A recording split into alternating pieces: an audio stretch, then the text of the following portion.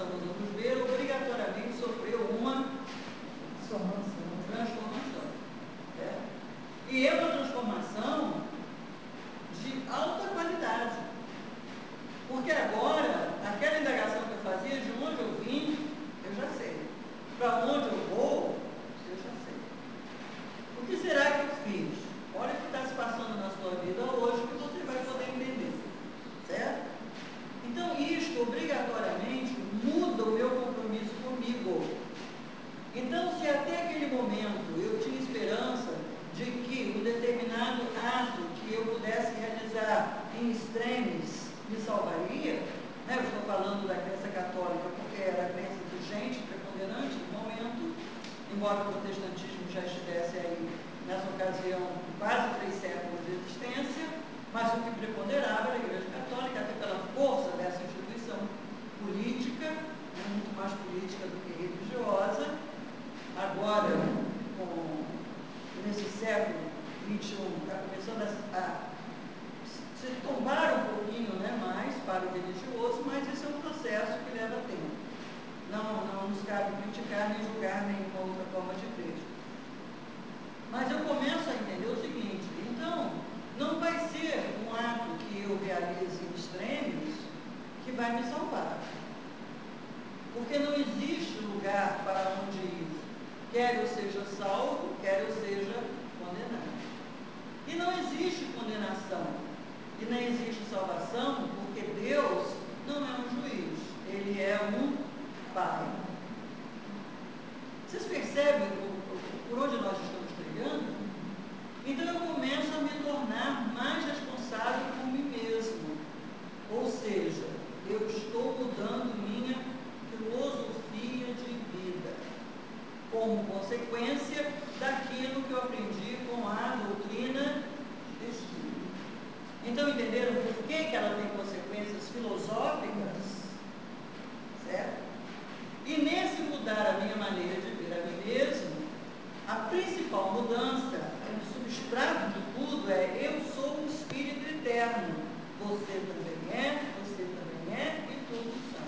Então agora aquela história de que nós somos irmãos começa a fazer mais sentido, porque nós somos todos da mesma natureza.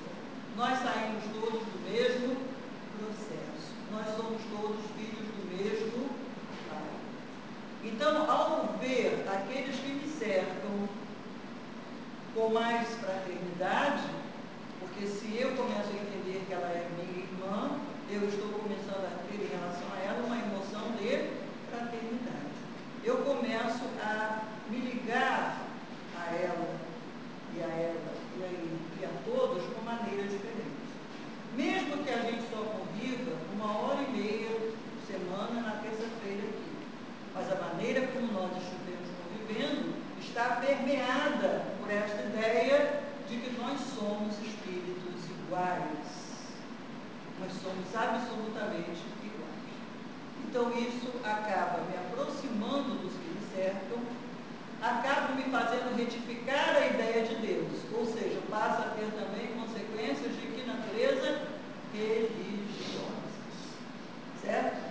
Então a doutrina espírita, ela é uma ciência porque ela se baseia num conjunto de conhecimento. Ela é filosófica porque esse conjunto de conhecimentos tem consequências de natureza ético-moral.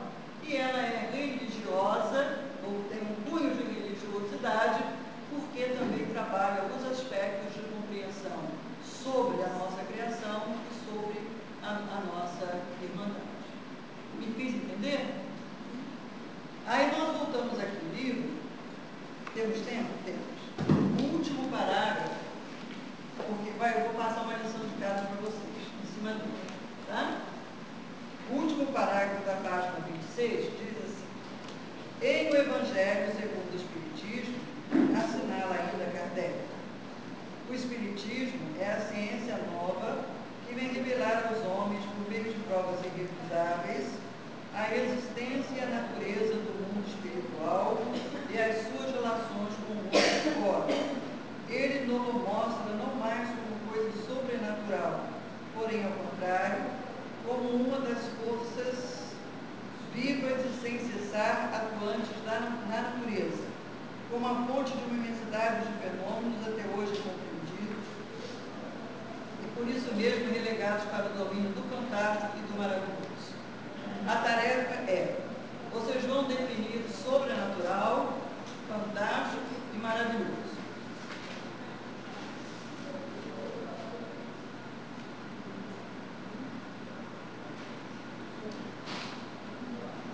E depois vocês vão ler o livro dos médiuns. Quem não tiver o livro dos médiuns, pede emprestado aqui na livraria. Tem no site da PEC, tem toda a publicação para o. Ah, então, olha, Carolina acabou de trazer uma informação preciosa.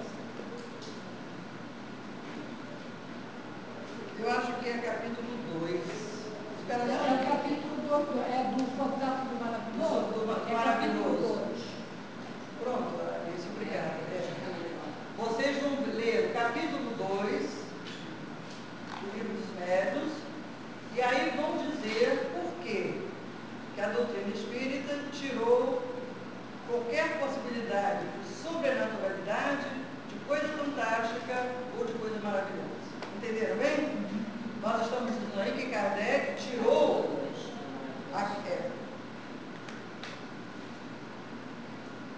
é capítulo 2. O título é Do Maravilhoso e do Sobrenatural.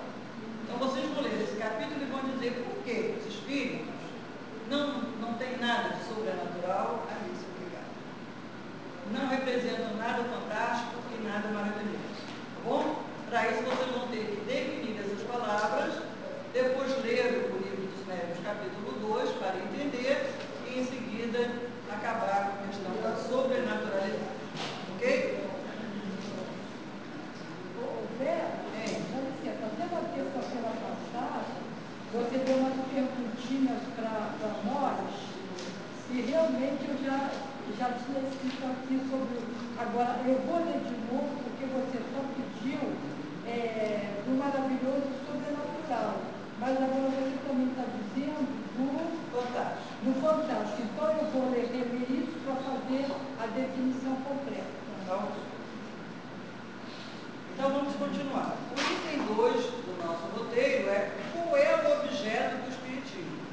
O objeto de qualquer ramo do conhecimento é aquilo que chamamos de conhecimento estudo. No nosso caso, qual é o objeto do nosso estudo? É o conhecimento do Espiritismo. Os espíritos e suas relações conosco. E olha só, não vamos falar mais de espíritos, nós vamos falar desencarnados. Tá. Por quê? Porque nós também somos. Porque nós também somos. Então fica essa história, os espíritos como se fosse não sei o quê e nós. Não, gente. Nós, espíritos, encarnados e os desencarnados. Então o objeto do estudo da doutrina espírita é a condição que vive o desencarnado e sua relação com os que estão encarnados. Todo mundo concordando e aceitando? E aí, para nós finalizarmos, vocês viram lá a seguinte explicação: o Espiritismo é uma ciência de observação. Gente, tem um monte de espíritas que nesse momento estão trancados num laboratório, com balança, como é que é aquele negócio de medir? Trena, e sem termômetro, e sem mais o quê? Querendo pesar espírito, medir espírito, ver se quando o espírito chega, a temperatura aumenta, com detectores de energia, com uma parafernália danada para estudar espíritos. Não tem laboratório de estudo de espíritos. Da mesma maneira que não tem laboratório de estudo de história, não tem laboratório de estudo de psicologia, não tem nenhum laboratório de estudo do comportamento humano, porque o comportamento humano ele não é regulável, padronizável, ele não se insere num conjunto de expectativas. Ainda que nós tivéssemos levantado 1 milhão de expectativas sobre uma determinada conduta, depois de testarmos 1 milhão de vezes, na 1 milhão mais 1, aparece alguém com uma conduta diferente.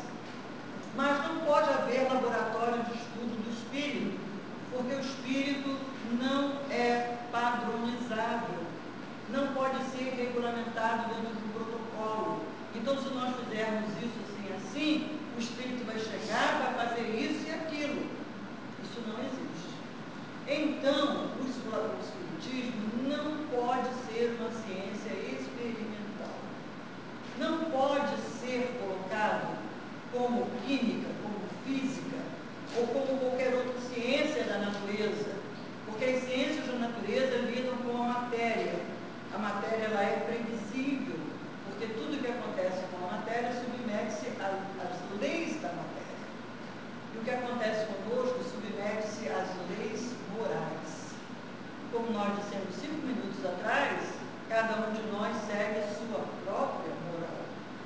Então não tem como padronizar a minha moral pela de ninguém ou a de qualquer um pela minha.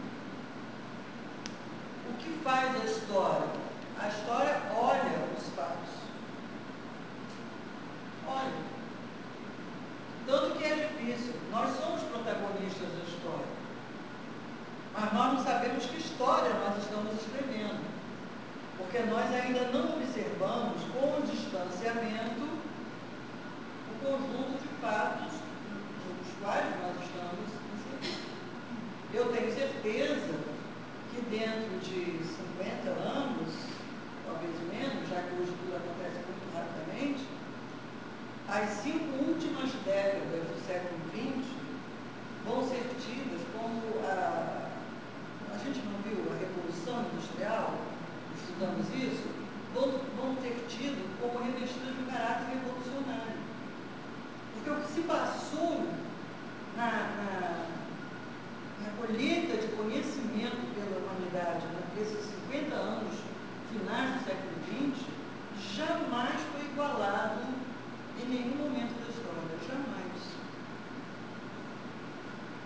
Se a gente pegar, por exemplo, a identificação do bacilo de Koch, o germe causador da tuberculose, a tuberculose e a lepra, que são doenças por germes assemelhados, vinham dizimando a humanidade desde que o mundo era mundo, até o alemão, cujo sobrenome era Koch, levantar e fazer a correlação de causa e efeito. Séculos. E com tudo foi assim. E de repente, no final do século, na segunda metade do século XX, uma doença aparecia e em 10 anos o agente etiológico estava identificado. O melhor exemplo é a AIDS. Os primeiros casos de AIDS aconteceram em 1983. Em 90 todo mundo já sabia o que era AIDS, o que acontecia, como deixava de acontecer. O salto fabuloso, o domínio sobre a matéria. Nós levamos milênios para conhecermos o átomo, para entendermos o que era o átomo. E naqueles 50 anos a gente pegou o átomo e partiu em 1 milhão de partículas. E inventamos o que fazer com aquele 1 milhão de partículas. E esse conhecimento sobre o átomo permitiu que a eletrônica se desenvolvesse. Então hoje nós temos os computadores baseados em chips que só puderam ser fabricados quando nós aprendemos sobre o átomo. E aprendemos tudo muito rápido.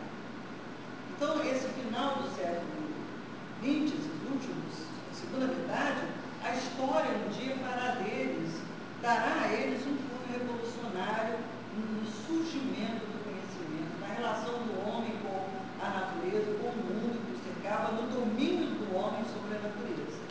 E vai mostrar também onde nós falhamos, porque nós dominamos a natureza, nós estamos maltratando, e agora começamos a ter do troco e vamos fazer uma